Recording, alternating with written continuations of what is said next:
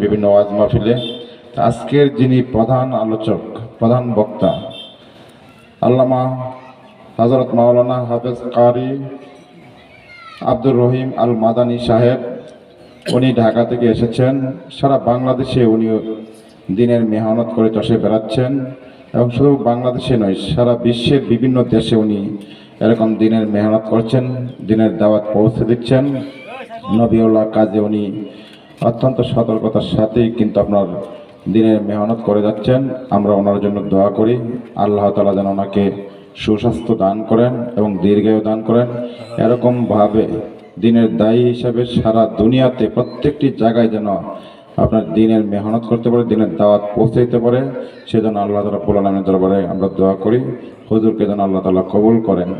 আর পাশাপাশিভাবে যে আমাদের এই যে মহল্লা যারা আপনারা শুনছেন, আমরা যারা আল্লাহকে রাজি খুশি করার জন্য, আল্লাহকে সন্তুষ্ট করার জন্য, ঈমানকে পরিষ্কার করে খালেস নিয়তে আমরা এখানে এসেছি, আল্লাহ তাআলা যেন আমাদেরকে কবুল করেন, আমাদেরকে হেদায়েত দান করেন। আর মসজিদ আল্লাহর ঘর, মসজিদ ব্যাপারে হুজুর একটি হাদিস দিয়ে কথা বলেছেন। তো দেখেন, আমরা বিভিন্নভাবে টাকা পয়সা অপচয় করি, বিভিন্ন আড্ডায় বসে টাকা পয়সা অপচয় করি, কিন্তু মসজিদ আল্লাহর ঘর, এই আল্লাহর ঘরে যে আপনার সহযোগিতা থাকে, আপনি যদি দান করেন, সেই দানটা কিন্তু আপনার জন্য বিশাল বড় কাজে আসবে। এবং আপনি দান করলেন, এই মসজিদ কিয়ামত পর্যন্ত থাকবে, কিয়ামত পর্যন্ত এখানে ইবাদত বন্দেগী হবে, কিয়ামত পর্যন্ত যারা ইবাদত বন্দেগী করবেন, যাদের সওয়াব যে পরিমাণ হবে, আপনার আমার আমলনামায় সদকে জারিয়ার মতো কিন্তু আপনার সেই পরিমাণ সব যেতেই থাকবে, যেতেই থাকবে। তো এই যে আমাদের এত সহজ একটি কাজ আল্লাহ তাআলা আমাদেরকে করে দিয়েছেন, আল্লাহ তাআলা আমাদেরকে সুযোগ খুঁজছেন, উসিলা খুঁজছেন, সেই উসিলাগুলি আমরা কাজে লাগাতে পারি, তাহলে কিন্তু আমরা দুনিয়াতে কামিয়াব, আখিরাতে কামিয়াব, দুনিয়াতে শান্তি পাবো, আখিরাতে শান্তি পাবো। এজন্য আমরা সবাই মিলে সম্মিলিতভাবে আল্লাহর ঘরকে আবাদ করার জন্য, আল্লাহর ঘর মসজিদকে আবাদ করার জন্য, এলাকাকে আবাদ করার জন্য আমরা ইনশাআল্লাহ সবাই মিলে এই মসজিদের কাজটা আমরা সম্পন্ন করার চেষ্টা করবো। ইনশাআল্লাহ রাজি আছেন না সবাই? ইনশাআল্লাহ সবাই মিলে আমরা সহযোগিতা করব। আমি ইতিপূর্বে এই মসজিদ আমি বরাদ্দ দিয়েছি। আমি উপজেলা পরিষদের চেয়ারম্যান হওয়ার পর থেকে প্রায় 915টি মসজিদ এই সদর উপজেলায় রয়েছে।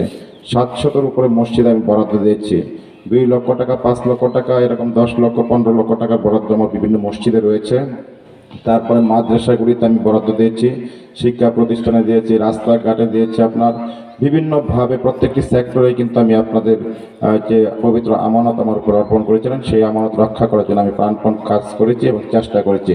আর বিশেষ করে আমাদের এই কিশোরগঞ্জের আলেম ওলামা বৃন্দ যারা আছেন, তাদের অনেক দোয়া আমার উপর রয়েছে, তাদের সহবতে থাকি, তাদের নির্দেশনাগুলি শুনি। ওনারা যে নির্দেশ দেন, সেই নির্দেশ অনুযায়ী আমি কিশোরগঞ্জ সদর উপজেলায় মানুষের সেবা দেওয়ার জন্য আমি কাজ করে যাচ্ছি।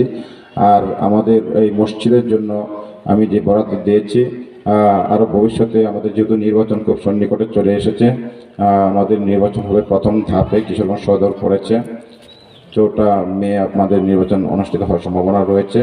তো আমাদের এখন তো আর ফান্ড নেই, জুনের পরে আবার ফান্ড আসবে। ইনশাল্লাহ আমি মসজিদের জন্য কাজ করব। এই মসজিদের সৌন্দর্য বৃদ্ধি করার জন্য উপজেলা পরিষদ আপনাদের পাশে থাকবে। আর এই রাস্তাটি যে অবস্থা, বেহাল অবস্থা দেখেছি, এই রাস্তাটি আমাদের মাননীয় সংসদ সদস্য ডাক্তার সৈয়দা জাকিয়ানুর লিপি আপা, উনি অস্থায়ী রাষ্ট্রপতি শহীদ সৈয়দ নজরুল ইসলাম সাহেবের সুযোগ্য কন্যা, উনি অত্যন্ত আন্তরিক। উনি আমাকে বলেছেন কিশোরগঞ্জ সদর উপজেলা যে রাস্তাগুলি রয়েছে এবং বিভিন্ন যে চাহিদা রয়েছে, সকল কিছু তালিকা করে ওনার কাছে প্রেরণ করার জন্য। আমরা ইনশাল্লাহ প্রত্যেকটি কাজ অত্যন্ত সুন্দরভাবে আমরা করব এবং আপনার এই কিশোরগঞ্জ সদর উপজেলাকে আমরা নান্দনিকভাবে সাজানোর জন্য আমরা পরিকল্পনা হাতে নিয়েছি। ইনশাল্লাহ আমরা সেই কাজগুলি করব। তো যাই হোক, আজকে যারা এটার আয়োজন করেছেন, অক্লান্ত পরিশ্রম করেছেন, আল্লাহ তাআলা যেন আপনাদের এই পরিশ্রমের ওসিলে যাচ্ছে জান্নাতের বাগান তৈরি করেছেন, আপনাদেরকে কবুল করে এবং আমাদের যারা পিতা মাতা দুনিয়া থেকে বিদায় নিয়েছেন, সবাইকে যেন আল্লাহ তাআলা ক্ষমা করে জান্নাতের উচ্চ মাকাম দান করেন।